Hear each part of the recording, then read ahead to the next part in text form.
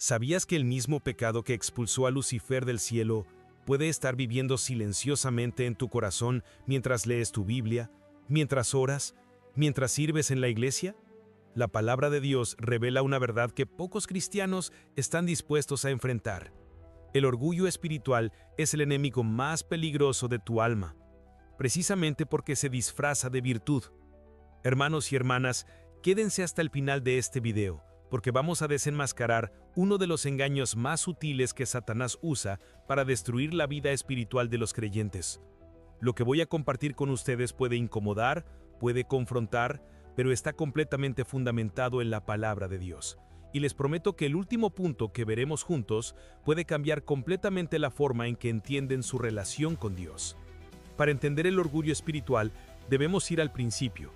La Biblia nos muestra en Isaías capítulo 14, versículos 12 al 15, la caída de Lucifer. ¿Cómo caíste del cielo, oh lucero, hijo de la mañana? Cortado fuiste por tierra, tú que debilitabas a las naciones. Tú que decías en tu corazón, subiré al cielo, en lo alto, junto a las estrellas de Dios, levantaré mi trono, y seré semejante al Altísimo. Observen las palabras clave: yo subiré, yo levantaré, yo seré. El orgullo siempre pone el yo en el centro, incluso en asuntos espirituales. Lucifer no cayó por robar, por mentir o por inmoralidad sexual. Cayó por orgullo, por creerse merecedor de la gloria que solo pertenece a Dios. Ezequiel capítulo 28, versículo 17, complementa este cuadro. Se enalteció tu corazón a causa de tu hermosura, corrompiste tu sabiduría a causa de tu esplendor. Aquí está la advertencia para nosotros. Las bendiciones espirituales, los dones, el conocimiento bíblico, el servicio en la iglesia, todo esto puede convertirse en la puerta de entrada del orgullo espiritual si no tenemos cuidado. Ahora, veamos cómo la Biblia trata específicamente este tema del orgullo espiritual entre el pueblo de Dios. En Lucas capítulo 18, versículos 9 al 14, Jesús cuenta la parábola del fariseo y el publicano. Escuchen con atención. A unos que confiaban en sí mismos como justos y menospreciaban a los otros, dijo también esta parábola. Dos hombres subieron al templo a orar. Uno era fariseo y el otro publicano. El fariseo, puesto en pie, oraba consigo mismo de esta manera: Dios, te doy gracias porque no soy como los otros hombres, ladrones, injustos, adúlteros, ni aun como este publicano. Ayuno 2 veces a la semana, doy diezmos de todo lo que gano. ¿Notaron algo perturbador? Este hombre estaba orando, estaba en el templo, estaba agradeciendo a Dios, ayunaba, diezmaba, vivía moralmente, pero su corazón estaba podrido de orgullo espiritual. Comparaba su espiritualidad con la de otros, se sentía superior, su religiosidad se había convertido en un monumento a su propio ego. Mientras tanto, el publicano, estando lejos, no quería ni aún alzar los ojos al cielo, sino que se golpeaba el pecho diciendo: Dios, sé propicio a mí, pecador. Y Jesús dice algo que debería sacudirnos. Os digo que éste descendió a su casa justificado antes que el otro, porque cualquiera que se enaltece será humillado, y el que se humilla será enaltecido. La diferencia no estaba en las acciones externas, sino en la actitud del corazón. El orgullo espiritual convierte nuestras obras en motivo de exaltación personal y Dios lo rechaza completamente. Permítanme mostrarles cómo el orgullo espiritual se manifiesta en la vida cristiana según las Escrituras. Primera manifestación: menospreciar a otros creyentes. Primera de Corintios capítulo 4, versículo 7, pregunta: porque ¿quién te distingue? ¿O qué tienes que no hayas recibido? Y si lo recibiste, ¿por qué te glorías como si no lo hubieras recibido? El orgullo espiritual hace que miremos con desprecio a otros hermanos que no tienen nuestro conocimiento bíblico, nuestro nivel de santidad aparente o nuestra madurez espiritual. Pensamos: yo leo la Biblia todos los días, pero mira a ese hermano que apenas viene a la iglesia. Yo oro 3 horas diarias, pero esa persona solo hace oraciones cortas. Yo conozco la doctrina correcta, pero ese creyente está en error. Romanos capítulo 14, versículo 10 nos confronta. Pero tú, ¿por qué juzgas a tu hermano? O tú también, ¿por qué menosprecias a tu hermano? Porque todos compareceremos ante el tribunal de Cristo. Segunda manifestación: buscar reconocimiento por nuestra espiritualidad. Jesús fue directo en Mateo capítulo 6 versículos 1 y 2. Guardaos de hacer vuestra justicia delante de los hombres para ser vistos de ellos.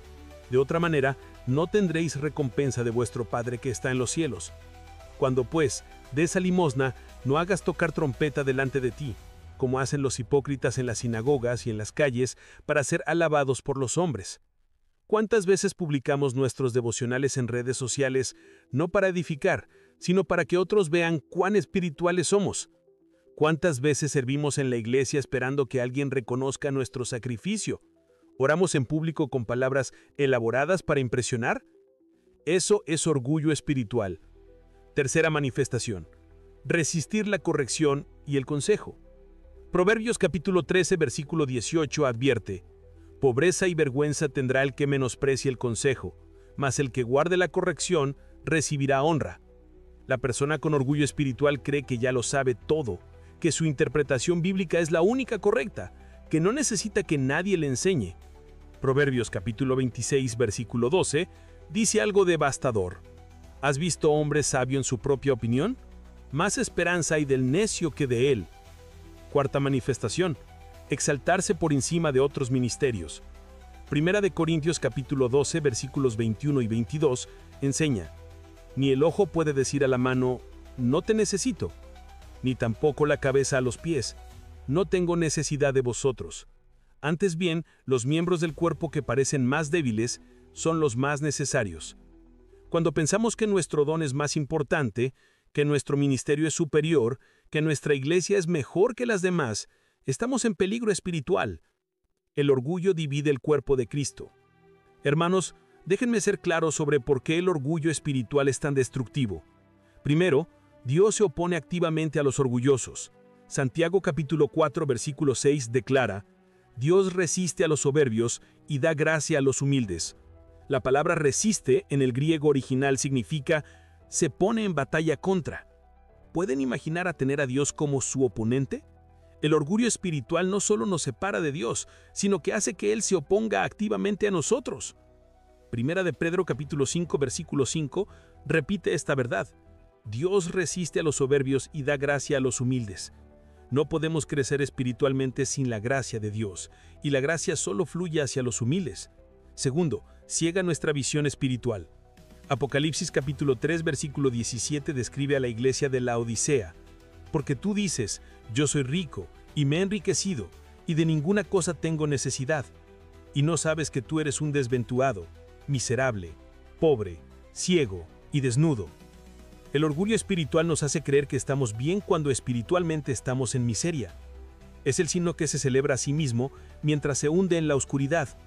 Una persona orgullosa es la última en ver su propia ceguera. Tercero, precede a la destrucción.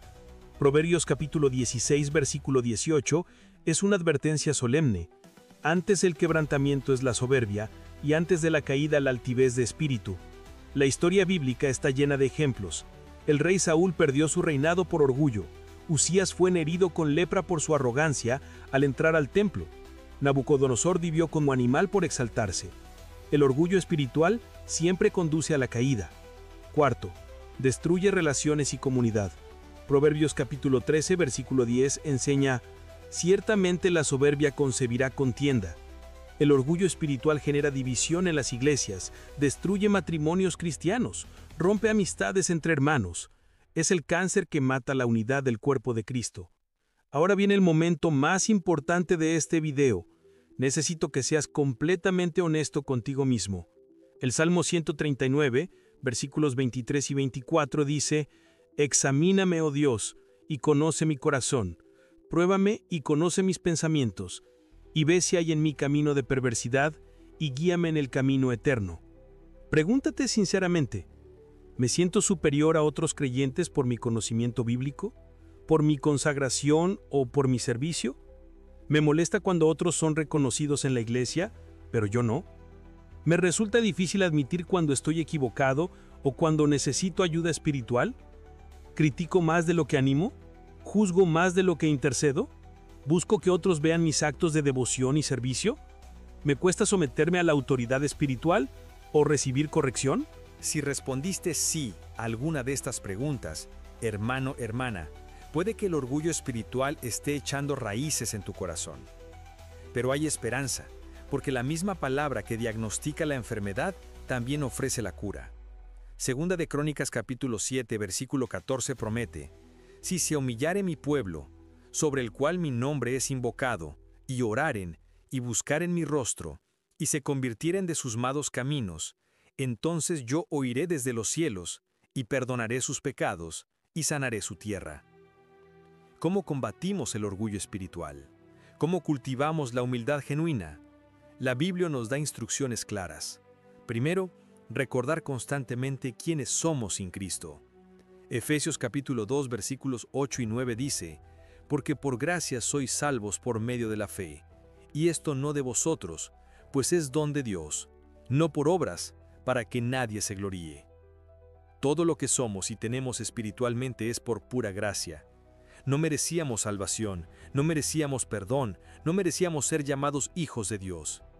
Cuando entendemos esto profundamente, el orgullo no tiene lugar. Segundo, seguir el ejemplo de Cristo. Filipenses capítulo 2, versículos 5 al 8 nos muestra el modelo supremo. Haya pues en vosotros este sentir, que hubo también en Cristo Jesús, el cual, siendo en forma de Dios, no estimó el ser igual a Dios como cosa a que aferrarse, sino que se despojó a sí mismo, tomando forma de siervo, hecho semejante a los hombres, y estando en la condición de hombre, se humilló a sí mismo, haciéndose obediente hasta la muerte, y muerte de cruz. Si el Hijo de Dios se humilló hasta ese extremo, ¿quiénes somos nosotros para exaltarnos? La verdadera espiritualidad no busca ascender, sino descender. No busca ser servida, sino servir. Tercero, practicar la confesión y rendición de cuentas. Santiago capítulo 5 versículo 16 instruye: confesaos vuestras ofensas unos a otros y orad unos por otros para que seáis sanados. El orgullo espiritual odia la vulnerabilidad. Cultivar la humildad significa tener hermanos de confianza ante quienes podamos ser transparentes sobre nuestras luchas, fallos y debilidades. Cuarto, celebrar el éxito de otros. Romanos capítulo 12 versículo 15 nos manda: gozaos con los que se gozan, llorad con los que lloran. Cuando podemos alegrarnos genuinamente por el crecimiento, los dones y el reconocimiento de otros hermanos, sin envidia ni comparación, estamos caminando en humildad. Quinto, servir sin buscar reconocimiento. Colosenses capítulo 3 versículos 23 y 24 enseña: y todo lo que hagáis, hacedlo de corazón, como para el Señor y no para los hombres, sabiendo que del Señor recibiréis la recompensa de la herencia, porque a Cristo el Señor servís. Aprende a servir en secreto, ora en privado, da sin que nadie lo sepa, haz el bien sin esperar aplausos. Esa es la espiritualidad que Dios honra. Sexto, mantener una actitud de aprendizaje constante. Proverbios capítulo 9 versículo 9 promete: dad al sabio y será más sabio, enseña al justo y aumentará su saber. Nunca llegamos a un punto donde ya no necesitamos aprender, crecer o ser corregidos. La humildad mantiene el corazón abierto a la enseñanza continua del Espíritu Santo, a través de la palabra y de otros creyentes. Hermano, hermana, si el Espíritu Santo ha estado hablando a tu corazón durante este mensaje, no endurezcas tu corazón. Proverbios capítulo 28 versículo 13 declara: el que encubre sus pecados no prosperará, mas el que los confiesa y se aparta, alcanzará misericordia. El orgullo espiritual no es un pecado pequeño, es el pecado que Dios más aborrece porque usurpa su gloria. Pero hay buenas noticias, hay perdón, hay restauración, hay esperanza en Cristo Jesús. Primera de Juan capítulo 1 versículo 9 promete: si confesamos nuestros pecados, Él es fiel y justo para perdonar nuestros pecados y limpiarnos de toda maldad.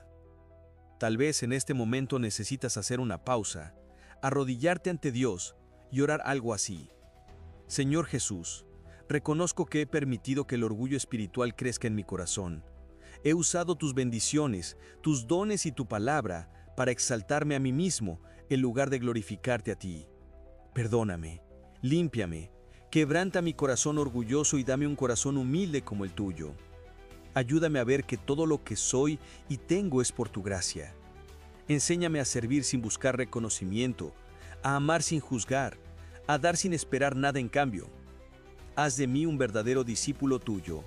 En el nombre de Jesús, amén. Jesús dijo en Mateo 11, versículo 29, «Llevad mi yugo sobre vosotros, y aprended de mí, que soy manso y humilde de corazón, y hallaréis descanso para vuestras almas».